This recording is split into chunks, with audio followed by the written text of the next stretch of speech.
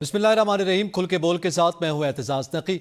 आज के प्रोग्राम में हम सबसे पहले तो जिक्र करेंगे कि पख्तूनख्वा काबीना ने केपी हाउस इस्लामाबाद में तोड़फोड़ का मुकदमा दर्ज करवाने का फैसला किया है।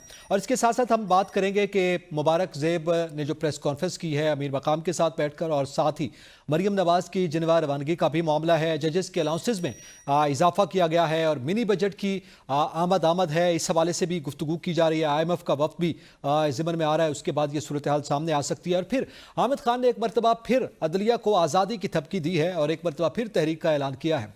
और साथ हम बात करेंगे कि तहरीक इंसाफ ने सवाबी में जलसे का ऐलान कर रखा है, और साथ ही ट्रंप का PTI पर क्या इम्पैक्ट होगा उस पर सोशल मीडिया पे बहुत शोर जारी है। हमारे साथ पैनलिस्ट में मौजूद है मोहम्मद इमरान, रिजवान गिलज़ई, सलमान अनीस और कंबर जैदी।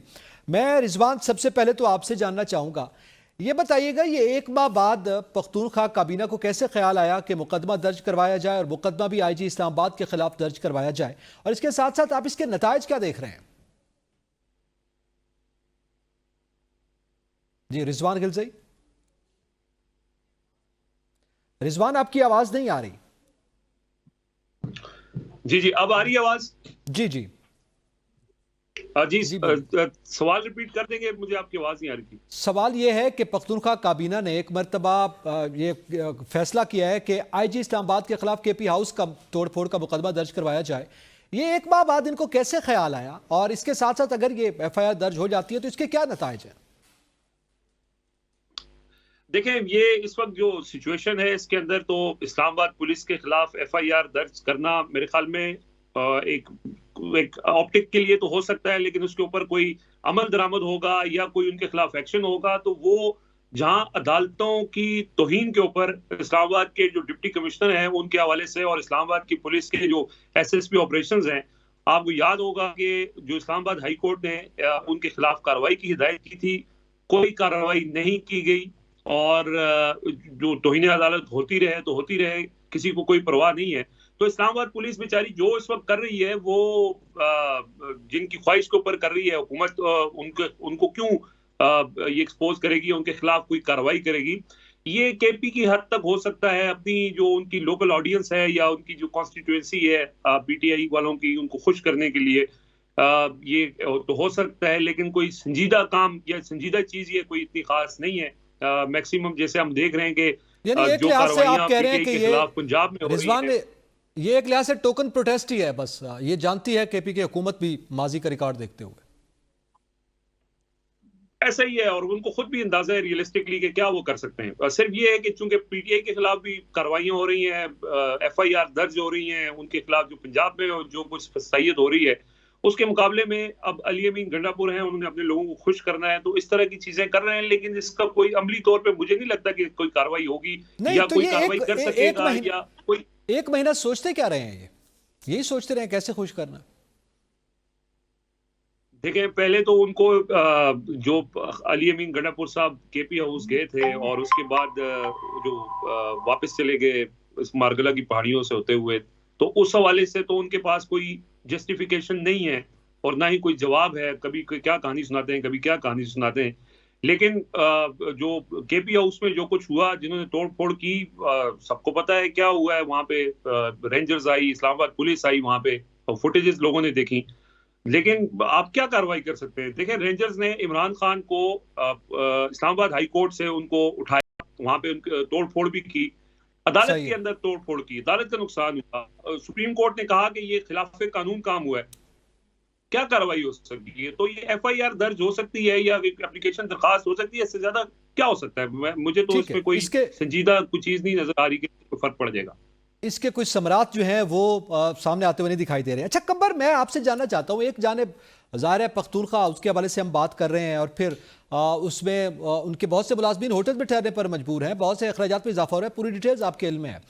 अब सवाल यह है कि एक जानिब ये FIR दर्ज करने की बात की जा रही है, दूसरी जानिब गवर्नर और वज़ीर आला KPK की मुलाकात भी हो रही है।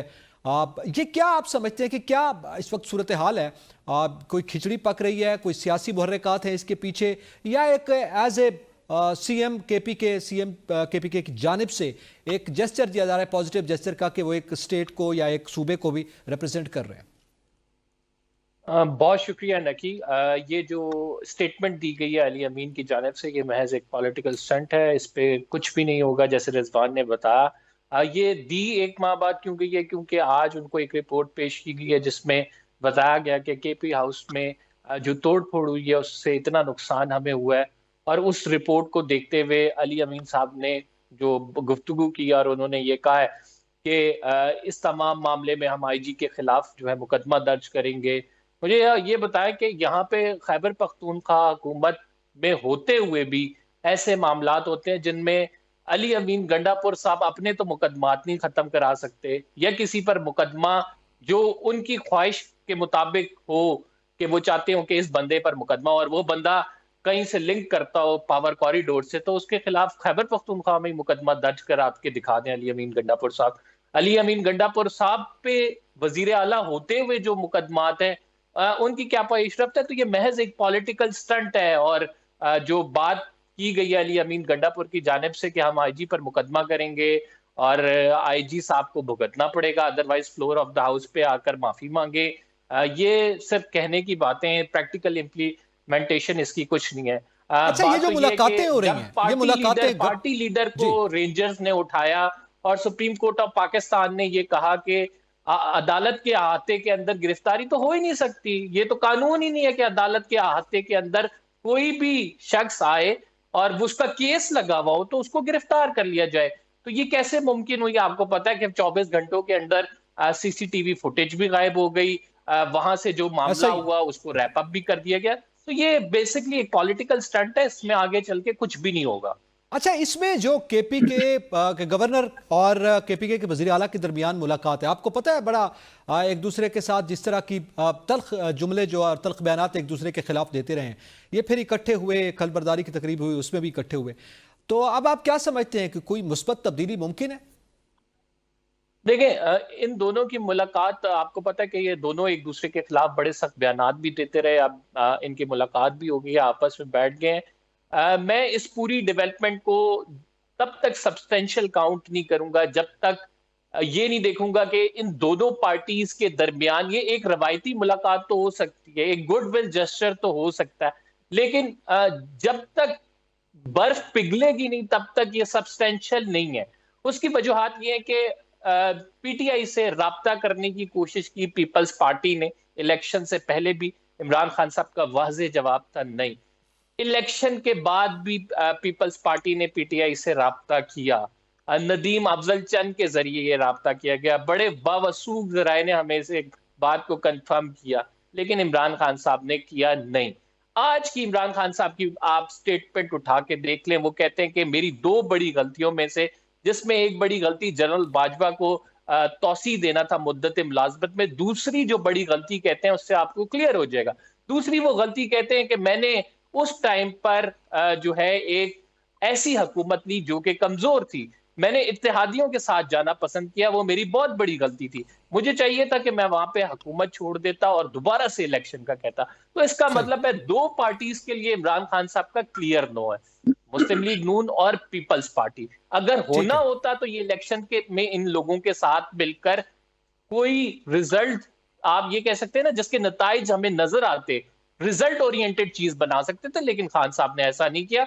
वो अपने मौके पे डटे हुए हैं, अपनी डटे हुए हैं, आइडियोलॉजी पे ठीक है। कायम है। वो ये कहते हैं कि ये चोर है, मैं इनके साथ नहीं बैठ सकता, जिन्होंने मुल्क का पैसा नहीं, चोरी उनका किया नैरेटिव इनसे तो बात वादे नहीं है। हो सकती। बिल्कुल, उनका नैरेटिव तो वाजे है, लेकिन जाहिर है केपी के हुकूमत का मामला जो है उसको जरा मुख्तलिफ एंगल से भी देखा जा रहा है। अच्छा, इस पर मजीद भी बात करते हैं, लेकिन सलमान, आप क्या समझते हैं? आज एक और डेवलपमेंट हुई कि मुस्लिम लीग नून के रहनुमा हैं, वफाकी वजीर हैं इंजीनियर अमीर मकाम, उनके हमरा मुबारक ज़ेब जो कि पाकिस्तान तहरीक इंसाफ के, उन्होंने प्रेस कॉन्फ्रेंस की है और उन्होंने बताया है कि किस तरह से उनके भाई को शहीद हुए 8 माह गुजर गए हैं और फिर उनकी जो केपी के गवर्नमेंट है वहाँ पे उनकी सुनवाई नहीं हुई इस मामले को लेकर, इसलिए उन्होंने तरमीम के हक में वोट दे दिया है।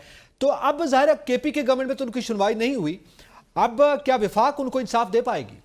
यकीनन इसी किस्म के कुछ वादे किए होंगे गवर्नमेंट ने उनको, इसी किस्म की एश्योरेंसेस दी हैं, जिसके मुताबिक वो जो उनकी स्टेटमेंट थी प्रेस कॉन्फ्रेंस जो आज उन्होंने की, उसमें उन्होंने इसी का बरहमला इजहार भी किया है कि गवर्नमेंट ने उन्हें एश्योर किया है कि जो उनके भाई के कातिल हैं उनको जो है वो बहुत जल्दी ढूंढेंगे और उसके ऊपर कानूनी कार्रवाई जो की जाएगी। और वो इंसाफ के मुतलाशी थे तहरीक इंसाफ से, तहरीक इंसाफ को खुद अपने लिए इंसाफ नहीं मिल रहा, उन्होंने बेचारे आमिर ज़ेब के क्या जो है वो साथ इंसाफ करना था।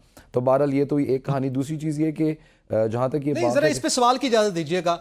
ये इसी हुकूमत पे जिनके साथ आज मुबारक ज़ेब साहब बैठकर प्रेस कॉन्फ्रेंस कर रहे थे, अपने भाई के कत्ल का इल्जाम आयद करते रहे हैं, तो उनसे फिर क्या इंसाफ की तवक्को है? इंसाफ की तवक्को ये है कि देखें, एक तो चीज़ हमेशा हमें याद रखनी चाहिए कि ये जिस किस्म के जो आपके ट्राइबल कबायली लोग हैं, उनके फ़ैसले एक फ़र्द वाहिद के फ़ैसले नहीं होते। ये फ़ैसला भी जो उन्होंने यकीनन किया और जो प्रेस कॉन्फ्रेंस उन्होंने की और जो उन्होंने नून लीग में सो कॉल्ड शमूलियत इख्तियार की है, क्योंकि पहले उनका सेंस तो ज़ाहिर बड़ा क्लियर था कि वो आज़ाद उम्मीदवार हैं और उन्होंने अमानतन अपना वोट जो था वो पीटीआई की नज़र किया हुआ था, लेकिन with the turn off events he changed and he switched sides. तो अब बात यह है कि उनको तो ज़ाहिर है जो भी दरवाज़ा नज़र आएगा, जहाँ से भी उम्मीद नज़र आएगी अपने लोगों को सेटिस्फाई करने के लिए, वो वहाँ तक जाएंगे। और ये भी जो उनका फ़ैसला है वो मुझे नहीं लगता कि इनफरादी फ़ैसला है। इसके पीछे भी यकीनन उनके अपने जो कबीले के लोग हैं, जो उनके अपने सपोर्टर्स हैं, या जो उनका अपना जिरगे का इंटरनल जो एक फ़ैसला होता है उसके मुताबिक वो लोग मूव करते हैं। तो ये यकीनन एक फ़र्द वाहिद का फ़ैसला नहीं है। तो जब ये कलेक्टिवली सारे लोग चाहते हैं कि जो मौजूदा गवर्नमेंट है, अगर उनके अंदर वो कातिलान मौजूद हैं तो उनको वो आइडेंटिफाई करें और उनको सज़ा दी जाए, और वाइस वर्सा अगर जहाँ कहीं पे भी उनके जो लोग हैं जिनको ये असैसिनेट किया गया और ये जो सारी हरकत हुई है उनको कैफरे किरदार तक पहुँचाना चाहिए। तो देखें, डूबते के जिरगे में तो बड़ी मुख्तलिफ बातें थी सर। जिरगे की मैं अमन जिरगे की बात नहीं कर रहा, मैं स्पेसिफिकली जो इनके अपने स्पेसिफिक जो इंटरनल जिरगे हैं उसके हवाले से बात कर रहा हूँ, एक चीज़। और दूसरा नकीस में एक और भी चीज़ जो है ना वो हमेशा हमें याद रखनी चाहिए, और वो ये है कि जो लवाहिकीन हैं उनको तो ज़ाहिर है जो भी सहारा नज़र आएगा वो वहाँ तक जाएंगे। डूबते को तिनके का सहारा ही सही, लेकिन वो लास्ट एफर्ट जहाँ तक वो कर सकते हैं वो करेंगे, और वो कर भी रहे हैं। आगे इसके अंदर क्या होता है क्या नहीं होता, वो कातिल पकड़े जाते हैं और उनके मुहर्रिकात क्या थे, उसकी टाइमिंग इतनी जो है वो बहुत ज़्यादा क्वेश्चन, चीज़ें वाज़ेह हो जाएंगी। ठीक है, वो पता लगेगा तो फिर आगे मूव कर सकेंगे। जी ठीक है। अच्छा इमरान, आप क्या कहते हैं कि क्या मुबारक ज़ेब, जिन्होंने इलेक्शन के वक्त और इलेक्शन से पहले ये कहा था कि मेरा तो वोट पीटीआई की अमानत है, तो क्या अब उन्होंने ये तरमीम को वोट करके खयानत की है? और इसके साथ साथ अब जो उन्होंने ये फैसला किया है, जिस तरह की उनकी प्रेस कॉन्फ्रेंस आई है, उनकी ये मूव आप समझते हैं कि सही है वक्त और हालात के तकाज़ों के पेश नज़र? बहुत शुक्रिया एतजाज। 3 चीज़ों पे कमेंट करना चाहूँगा। एक तो जो खैबर पख्तूनख्वा हुकूमत की जानिब से आईजी इस्लामाबाद पर FIR दर्ज कराने की बात की गई है, पहले उस पर मेरा थोड़ा कमेंट मैं करना चाहूँगा कि ये सिर्फ एक नए सिरे से लोगों को मोटिवेट करने की कोशिश की जा रही है, चूंकि आगे तहरीक इंसाफ का एक जलसा भी आ रहा है, लेकिन ये कोई स्ट्रॉन्ग मूव है नहीं। लोग अब इन बातों से बहुत आगे निकल चुके हैं, क्योंकि अली अमीन गंडापुर का जो एक तासुर बन चुका है कि वो बार बार सिर्फ बयानात देते हैं, लेकिन जब मैदान में वही चीजें प्रैक्टिकली करने का वक्त आता है तो वो पतली गली से निकल जाते हैं। जैसे उन्होंने लास्ट टाइम किया कि एक बड़े काफिले के साथ वो आए, फिर आधा काफिला पीछे रह गया, कुछ को वो आगे लेके आए और खुद वो खैबर पख्तूनख्वा हाउस, फिर खैबर पख्तूनख्वा हाउस से मरगला की पहाड़ियों से होते हुए 10-12 अजला उन्होंने गिनवाए कि वो उससे होते हुए फिर वो पेशावर पहुंच गए। और दूसरी बात, जो ये मुलाकात हुई है अली अमीन गंडापुर, फैसल करीम कुंडी और फैसल करीम कुंडी के साथ जो तीसरे बंदे बैठे थे वो हैं फैसल करीम कुंडी के भाई, और वही इस सारी मुलाकात को अरेंज कराने के लिए काफी मुतहरिक थे। और आपको पता होगा कि लोकली ये दोनों एक दूसरे के खिलाफ इलेक्शन लड़ते हैं, और जिस हद तक इनकी बयानबाजी चली गई थी उसके बाद सीज फायर कराना कोई ये बड़ा लाजमी हो चुका था लोकली, क्योंकि जो लोकल मशरान हैं, मकामी नुमाइंदे हैं, दोनों के ही बड़े करीब हैं काफी सारे लोग। तो इसमें फिर एक्टिव रोल प्ले किया फैसल करीम कुंडी के भाई ने, और उन्होंने इन दोनों को आपस में बिठाया, और कुछ हद तक कोई बड़ी डेवलपमेंट तो हमें जो नेशनल लेवल पे होती हुई वो तो नजर नहीं आएगी, लेकिन जो इनकी बयानबाजी एक हद से आगे तक चली गई थी वो अब थोड़ी हमें थमती हुई नजर आएगी। अब बात कर लेते हैं रिहान ज़ेब के बारे में। रिहान ज़ेब भी उसी तरह से हैं जैसे हमने पहले चंद सालों के दरमियान देखा कि काफी सारे MNAs जब वो एक पार्टी से मुनहरिफ होकर दूसरी पार्टी में जाते हैं तो उनकी इस तरह से प्रेस कॉन्फ्रेंसेस आती हैं, लेकिन ये लोग जल्द ही फिर माजी का किस्सा बन जाते हैं। कोई इनकी इस तरह से बड़ी कोई सुनवाई नहीं होती और फिर ये गुमनाम होकर रह जाते हैं। ये सिर्फ फिलर होते हैं जिनको कुछ खास मकासद के लिए यूज किया जाता है और बस इनका इतना ही काम होता है। ठीक है, इनका काम जो है आप समझते हैं खत्म हो गया है। लेकिन इमरान, आप क्या समझते हैं इस सारी सूरत हाल में? जाहिर है ये रिहान ज़ेब को तो खैर कत्ल किया गया, मुबारक ज़ेब जो हैं वो इस तरफ चले हैं, लेकिन आप केपी की बात करें, केपी के गवर्नमेंट यानी जो रियासत है वहाँ पे सूबा है और वहाँ के वज़ीर आला हैं, वो एक उसको हम अलग एंटिटी के तौर पे देखें और पीटीआई का जो नैरेटिव है उसे अलग एंटिटी के तौर पे देखें? पीटीआई की अब ये मजबूरी है कि उन्होंने केपी की गवर्नमेंट चलानी है, क्योंकि पहले जो वो एक एक्सपीरियंस कर चुके हैं पंजाब और खैबर पख्तूनख्वा में असम्बलियां डिसॉल्व करने का। उन्हें बड़ी उम्मीद थी कि इस मुल्क में रूल ऑफ लॉ, कॉन्स्टिट्यूशन की अमलदारी होगी, 90 डेज में इलेक्शन हो जाएंगे, लेकिन वो कुछ नहीं हुआ। तो इसलिए जरा अब अली अमीन गंडापुर साहब एक डिफरेंट पैटर्न पे नजर आएंगे। जैसे हमें नून लीग में नजर आता है कि शहबाज शरीफ साहब कुछ और कर रहे होते हैं, नवाज शरीफ साहब कुछ और कर रहे होते हैं, तो मेरी नजर में अली अमीन गंडापुर साहब सिर्फ बयानात की हद तक रहेंगे। कोई इस तरह से स्ट्रांग उनका जो है वो रिएक्शन हमें होता नजर नहीं आएगा। अब जो पार्टी की सतह पर इनकी एक मूवमेंट चलाने की बात हो रही है, उसमें कुछ ऐसे लोगों को इन्वॉल्व किया जा रहा है। जैसे हम देख रहे हैं कि जब फैसल चौधरी को सलमान अकरम राजा ने एक दिन ग्रुप से आउट किया, तो अगले दिन इमरान खान साहब ने उस पर एक्शन लिया और उनको बहाल कराया। तो इमरान खान साहब अब अपनी स्ट्रेटेजी में कुछ तब्दीली लेके आ रहे हैं। एक तो उनके फैमिली के लोग अब पहले से ज्यादा मुतहरिक हो रहे हैं, साथ ही साथ कुछ पुराने लोग जो 9 मई के बाद पार्टी छोड़कर गए थे, लेकिन उनके दिल अभी भी पीटीआई के साथ धड़कते हैं। जैसे मुशर्रफ जमशेद चीमा है, मलिका बुखारी हैं, फवाद चौधरी हैं, उनके रास्ते आसान होंगे। और आने वाले दिनों में जो भी कोई इस तरह की लीड रोल होगा, तो ये लोग भी आपको फ्रंट फुट पे नजर आएंगे। अच्छा, अब इसमें मैं आपसे जानना चाहता हूँ रिजवान, आप क्या समझते हैं? हमारे ब्यूरो चीफ ने ये जो लाहौर के ब्यूरो चीफ है उमर दराज गोंदल, उनकी ये खबर है कि वज़ीर आला पंजाब मरियम नवाज लाहौर एयरपोर्ट से एयरफोर्स के खुसूसी तैयारे से जनवा रवाना हुई हैं और जाहिर है फिर जो सरकारी अखराजात भी हैं और फिर उधर से ये भी है कि वो इलाज मुआवजे की गर्ज से मियाँ साहब भी वहाँ पे पहुँच रहे हैं, ये भी गई हैं। एक जानिब ये सरकारी अखराजात हैं, दूसरी जानिब हम देख रहे हैं कि IMF का मामला और ये सारी सूरत हाल और किफ़ायत शारी मुहिम उसके बिल्कुल मुतजाद हमें प्रैक्टिस दिखाई दे रही है। इस पे क्या कहा जाएगा? देखें, वो बादशाह है इस वक्त, एक शाही खानदान से उनका ताल्लुक है, वो जो चाहें करें, जो चाहती हैं वो हो जाता है। उनको वज़ीर आला पंजाब बनने का उनकी ख्वाहिश थी, वो पूरी कर दी गई। उसके लिए ना आइन देखा गया, ना लोगों की राय को मुकद्दम समझा गया, ना जमहूरियत का कोई ख्याल किया गया, ना इंसानी हुकूक का ख्याल किया गया, और उनकी ख्वाहिश को पूरा करने के लिए रिजल्ट तब्दील किए गए और उनको पंजाब की वज़ारत आला के मनसब पे बिठाया गया।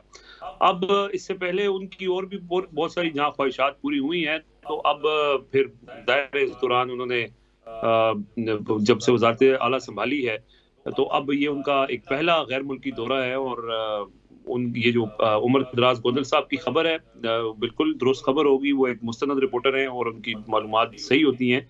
तो ये जो पाकिस्तान एयरफोर्स का त्यारा है, ये गालिबन वही त्यारा है जो वज़ीर आज़म यूज़ करते हैं।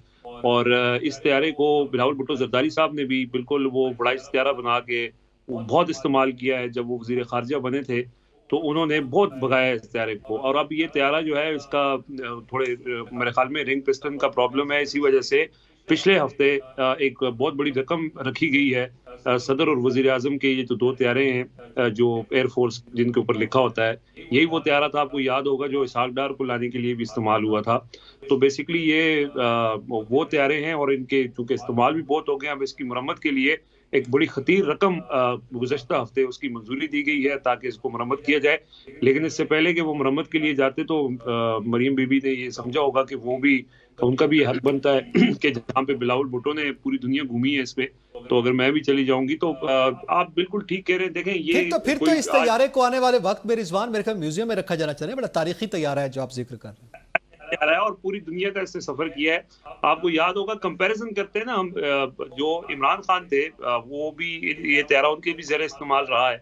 लेकिन आपको याद होगा कि जब वो अमेरिका गए 2 दफ़ा, तो दोनों दफ़ा उन्होंने कमर्शियल फ्लाइट्स के अंदर सफ़र किया। उन्होंने जहाँ बेसिकली बात यही है, जैसे आपने सवाल किया आज, बल्कि वज़ीर ख़जाना का एक बयान अखबार में मैं पढ़ रहा था, उसके अंदर उन्होंने ये कहा कि जी हमें अपने अखराजात को कंट्रोल करना पड़ेगा। तो अखराजात को कंट्रोल करने का जो रास्ते हैं वो आप देख लें। देखें, आज ही की खबर है, शायद आप आगे चल के डिस्कस भी करें, कि जो जजेस की मराद के अंदर जो इजाफा हुआ है, उनके अलाउंसेस के अंदर जो इजाफा हुआ है, और ये मुसलसल हम ये देख रहे हैं कि जो हुकूमत अपने अखराजात हैं या जो सरकारी अखराजात हैं उनको कम करने के बजाय वो बढ़ते ही जा रहे हैं और टैक्सेस बिल्कुल, हम आगे जजेस वाली भी बात करते हैं रिजवान, लेकिन इसी में थोड़ा सा कंपैरिजन, ये पंजाब में तो ये सूरत हाल है, ये अल्ले तल्ले है, ये एयरफोर्स का खुसूसी तैयारा है, उस पर जो है वो वज़ीर आला पंजाब जा रही हैं। दूसरी जानिब वो हम अभी अली अमीन गंडापुर की बात कर रहे थे, वज़ीर आला KPK का एक तैयारा है रशिया में, सुना मुरम्मत के लिए वापस ही नहीं आ रहा, पैसे नहीं है उनको पे करने के लिए, वो कहते हैं जनाब आए पैसे पे करें तैयारा ले जाएं।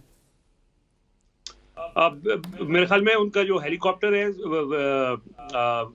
खैबर पख्तूनख्वा हुकूमत के पास एक हेलीकॉप्टर है जो वज़ीर आला के ज़रिए इस्तेमाल होता है, लेकिन ये जहाँ पे आप अली अमीन गंडापुर की बाकी चीज़ों के ऊपर हम तनकीद भी करते हैं, हमने ये देखा है कि वो बहुत ज़्यादा उन्होंने उसका इस्तेमाल नहीं किया, शायद वो यहाँ पे मौजूद नहीं है या ख़राब है या उसमें कोई वो नहीं है, लेकिन उसके बावजूद हमने ये देखा है कि उन्होंने अभी तक कोई हेलीकॉप्टर के ऊपर उनकी कोई टिकटॉक नहीं बने, कोई तस्वीरें नहीं आई या कोई इस तरह का नहीं हुआ। अगर आप कंपैरिजन करें, हाँ परफॉर्मेंस के ऊपर अगर कंपैरिजन करें तो मेरे ख्याल में दोनों की सेम ही परफॉर्मेंस है।